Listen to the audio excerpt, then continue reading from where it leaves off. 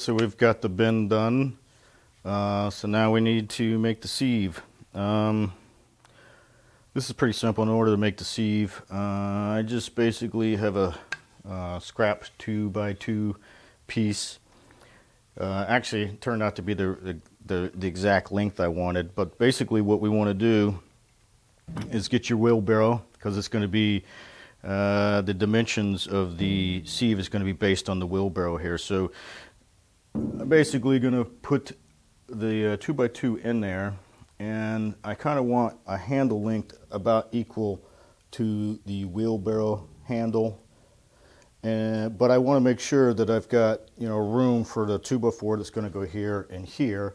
So I don't want it too far forward. I want it in within the wheelbarrow. And the same thing with this direction. So basically, right there is about what I want. So I placed a mark right here, and then you basically get a rough estimate of it here and do the exact same thing here. I've actually already cut most of everything. So here's my side piece. And by the way, all the wood anyways is just scrap. So like that piece I still have to cut. I'm going to show you that, but the ends are trashed. But it's, basically going to look about yay. Actually, that might be just a wee bit too wide still.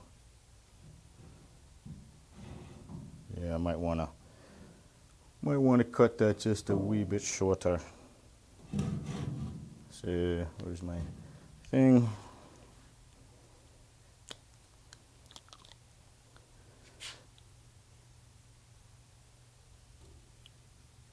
So I'm going to mark that. So I've got the handle going this way, and the end pieces are going to be internal, because the one by is actually going to be drilled in and secured this way. And then as far as the long pieces, you just use the whole stick, and there's your side pieces. And by the way, if I haven't already said it, that's called a truth stick or a story stick.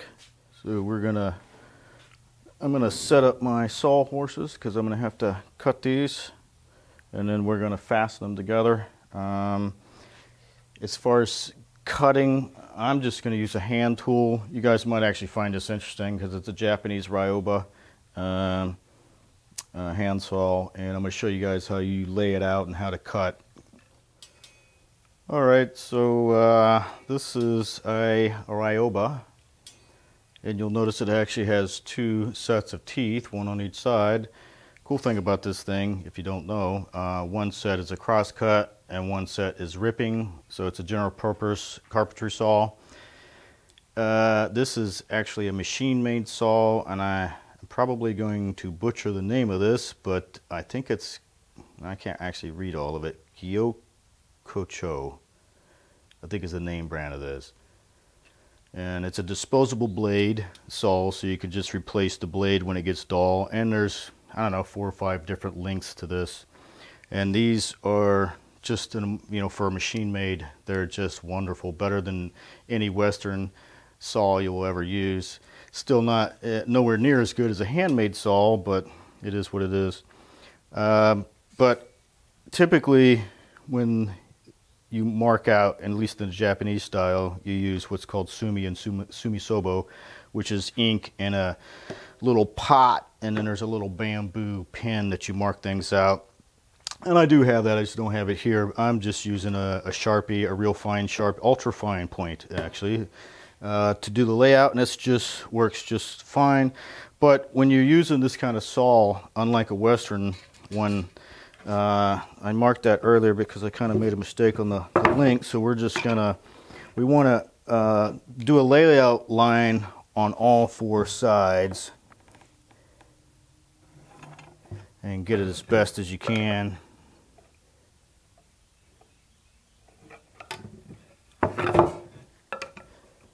Typically you would use what's called a marking knife, and you would actually use your square and you'd put the knife up against this and you would score your layout.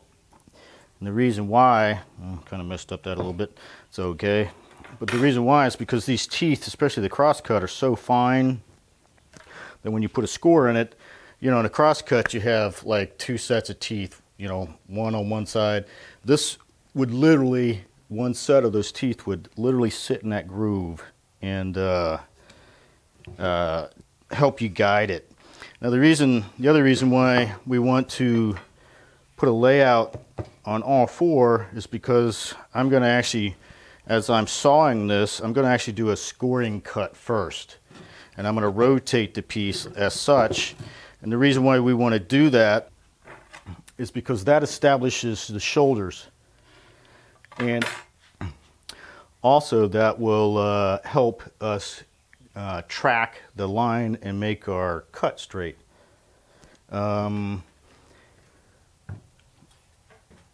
As far as cutting, you know, you got to be, it looks like when people are cutting with this that they've got a really good grip on it.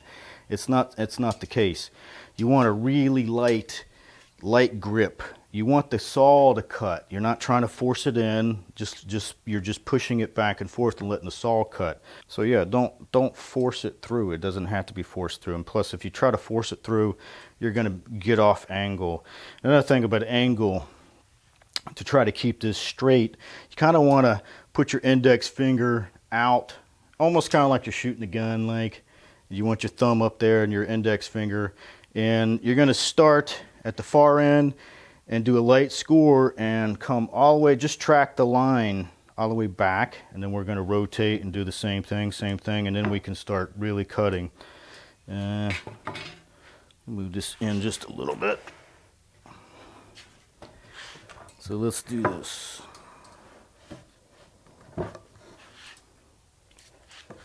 And also, when you start out, you want to put your thumb or your finger out and let it right up against it so you can get right up on the line. So you just kind of start here, and you want to start at the back or the heel. It's actually, there's a particular word for it, but I can't think of it, and just start cutting.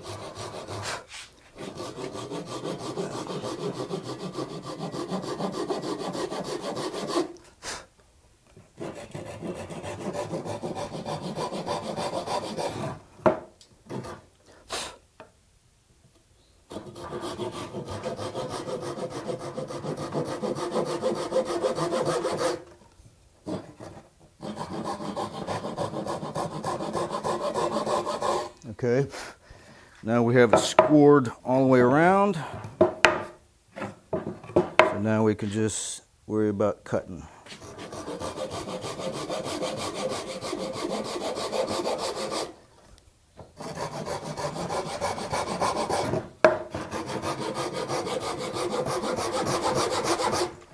Obviously, if you have a table saw or chop saw or whatever, you can do that.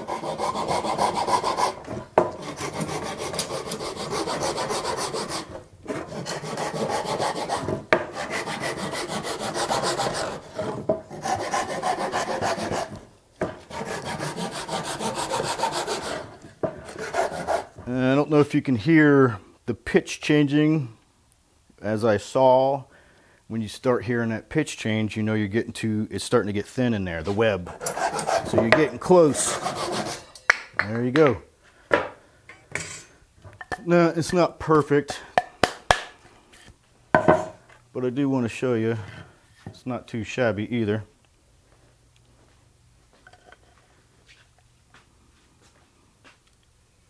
That's a little dark, but that's not too bad. Oop, might help if I can show it to you. So you can get a pretty accurate cut doing it by hand. Alright, so I messed up on the first one, and I used this originally as a template, so we're just going to do that again. Like I said, these were, I don't even know where I got them, but the ends are all messed up from decking screws and stuff. So what we're going to do is cut the ends off. We want to keep, you know, the knots at a minimum. So I'm just going to go to here, try to make it this way. It's, you know, it's the same size. So I'm just going to basically mark it in the center. Put this aside. And now I'm just going to do the exact same thing I just did.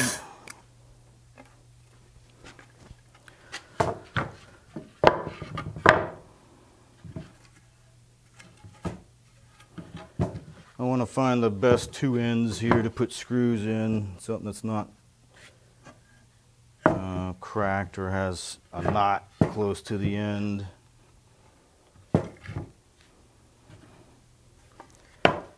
So I have a piece of scrap here, and I'm going to mark my end here so I know where to basically drill my pilot holes.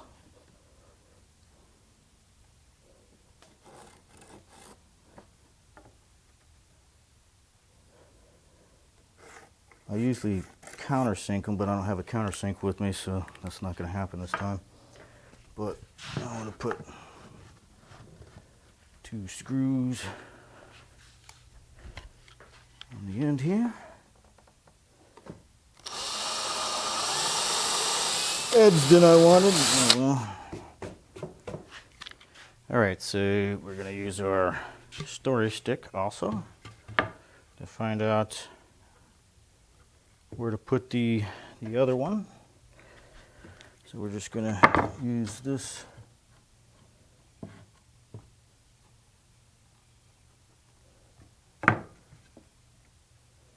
because we marked this out earlier. Oops.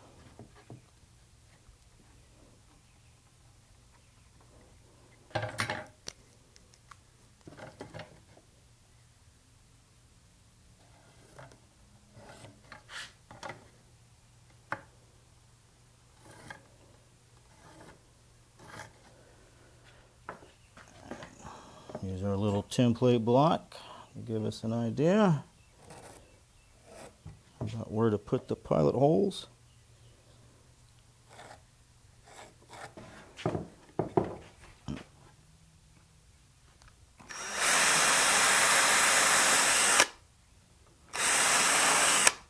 All right, so now we need a couple deck screws. We can put these together. Nothing like a ginormous clamp to get the job done. This is a cabinet maker's clamp from Bessie. These things are pretty freaking beautiful. That they are. Check alignment. I don't know if you can see that on there. So the 2x4s are actually a little bit, shorter. This must be more of an actual 4 inches, but it doesn't matter. As long, you want the bottom though to be flat, so because you're putting the screen on the bottom. So this little bit of gap up here at the top makes no difference whatsoever.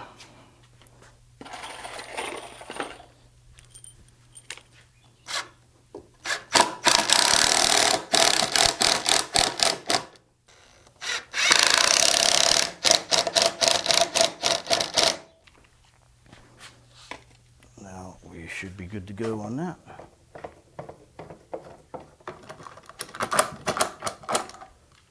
Okay, so now we're going to flip it over, and we need to put our screen on it. Oh, that sucks. This went down a little bit. I'm actually going to wrap this around the side a little bit. I want to open it up a little bit, get it flattened out a little bit, and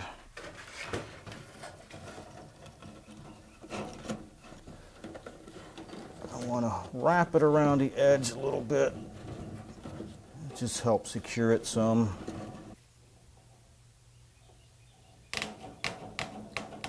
This is much thinner wire than the 1/2 inch, so it cuts extremely easy.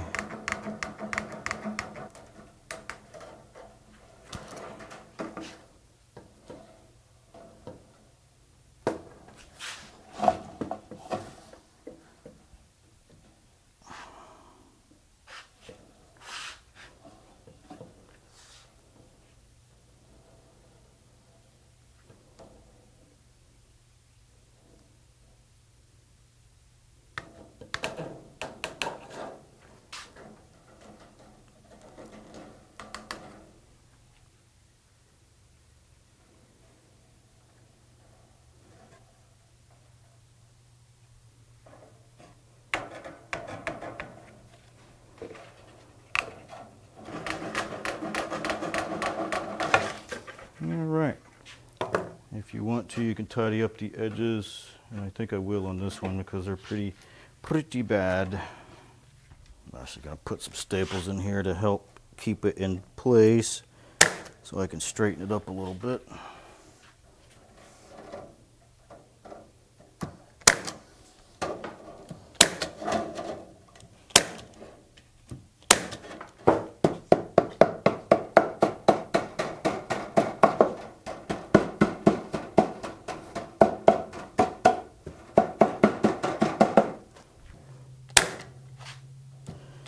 And just start stitching it up.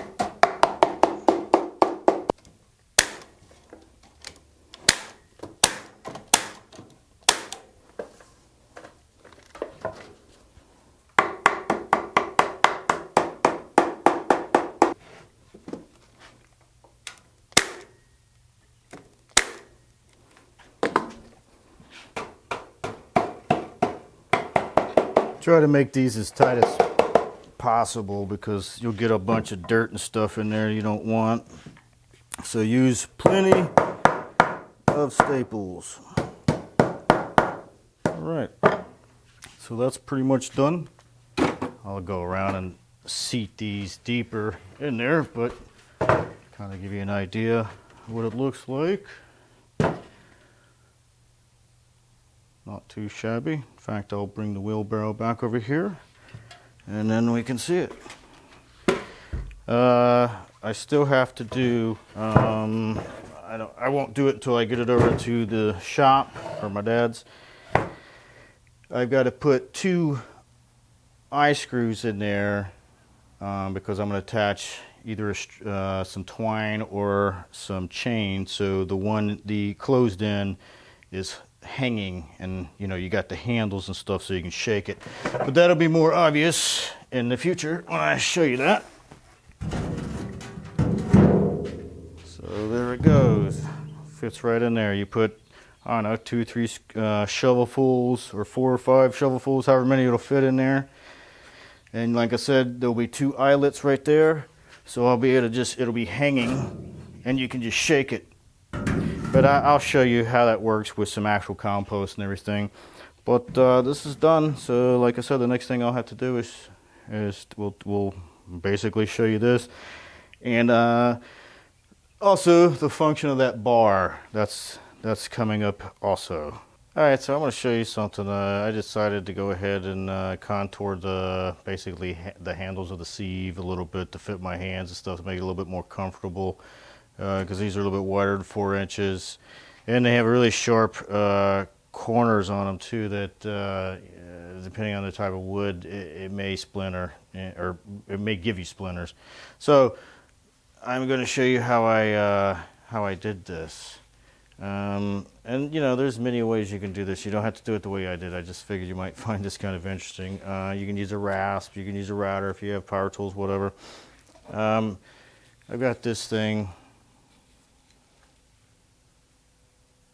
It's called a push knife, similar to a draw knife, but at least traditional draw knives are much heavier than this. Although it's called a push knife, you can obviously, you know, draw with it, and that's usually what I do. Is I do a lot of drawing with it. But the one good thing about it, since it is so light, it makes for some pretty good detail work. In fact, you can get as fine a detail as you feel like putting into it. I don't care about like it being super smooth or whatever. I just want it to be, you know, relatively, you know, break the edges on the backside and contoured enough to fit my handle. I did kind of mark it out a little bit, and you can do it any way you want. I just kind of put my hands there and gave it a little bit extra. And then I went down, I think, an inch or so, maybe a little more. And so yeah, the best thing to do is just break off the corner. So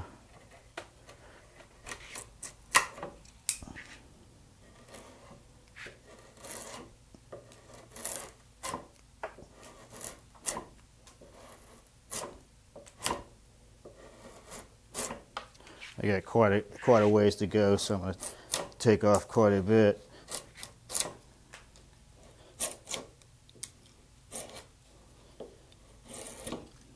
There's nothing wrong with choking up on it. It's, you know, like I said, the more you choke up on it, the more, well, I didn't say it, but you have more control of it. And this thing's thin enough to where you can actually feel it flexing.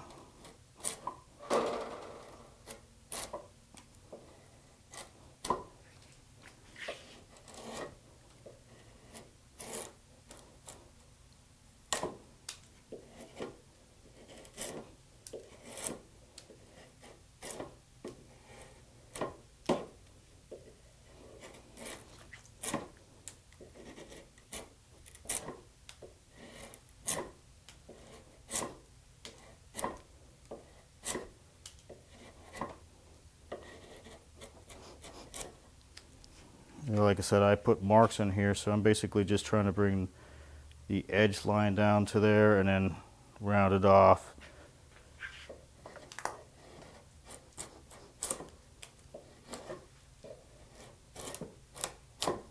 And I kind of put a little, just a makeshift line on the side just to kind of give me, you know, bird's eye view of like if I'm getting close.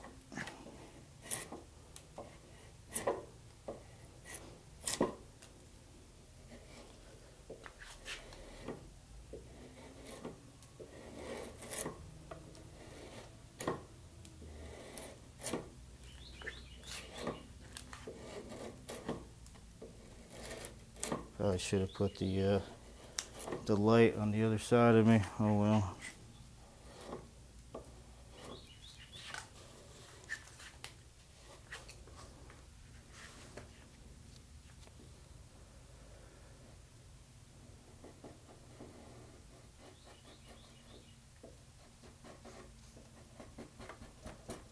And then, like I said, this is just a garden sieve. It doesn't have to be like super fancy. I'm not even going to paint it. It's not worth painting in my mind, because I'm not going to leave it outside in the rain. I'm going to keep it under cover a little bit, so it should last a long time.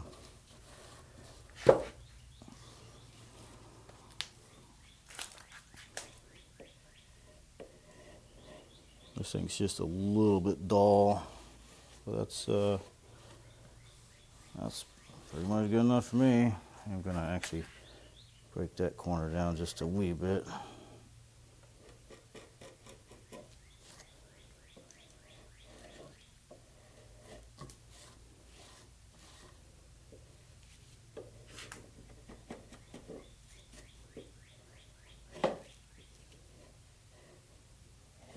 And forgive me for the angles again.